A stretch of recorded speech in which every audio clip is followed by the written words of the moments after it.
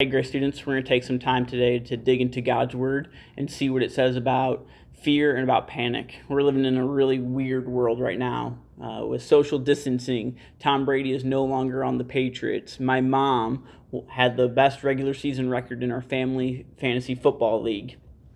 What do you even do with something like that? But the reality is that we tend to fear what we don't know. We tend to fear what's out of our control. We tend to fear the unknown.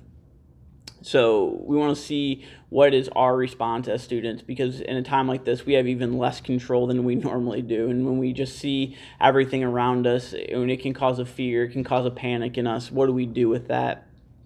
Fear in of itself isn't necessarily a bad thing. It can keep us safe when we need to be kept safe. But left unchecked, it can lead to panic, which can actually cause more harm if we let it. So what is our response? How should we as students respond to fear and to panic around us? Well, we'll look at Mark 4, and we're going to look at the passage where Jesus is with his disciples in a boat. And what's happening is they're on the boat, and a big storm comes. Jesus is asleep, and at this point, the disciples, they're freaking out. They're in a panic. They've let their fear control them. They let their fear of, are we going to die, take over. And so they run to Jesus and say, Jesus, don't you care? We're going to die. And Jesus, he wakes up, and with 3 words, he calms the sea. He shows his power over the physical world. He says, peace, be still. And then he does something interesting, which is where I want to draw our attention today. In Mark 4:40, it says, he, being Jesus, said to them, why are you so afraid? Have you still no faith? Jesus calms the sea, but then he approaches them and he addresses their faith. And he points and says, your faith in me is where you need to run, not to your fear. Real quick, two comparisons for us and the disciples. The disciples were dealing with a physical emergency. These waves were real. They were going to destroy their boat, and they knew it.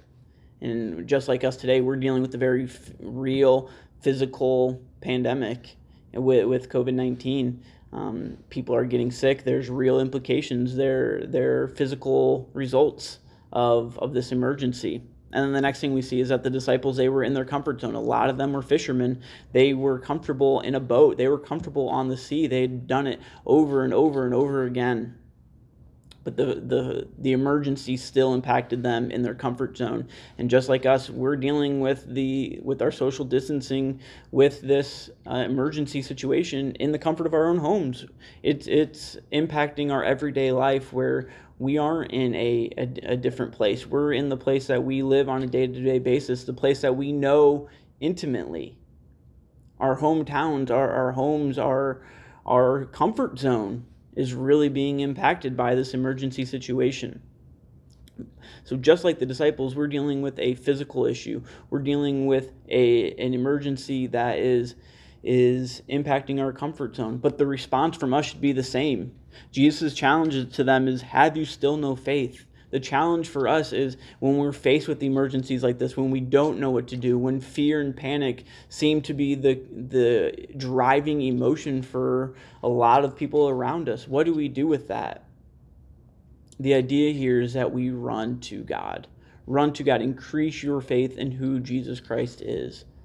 We don't run to him because we're scared of our personal well-being. We run to him because he is God. We run to him because he is in control. In 3 words, he showed his power over the physical world, and that is the same God that we are following, the same God that we are worshiping today.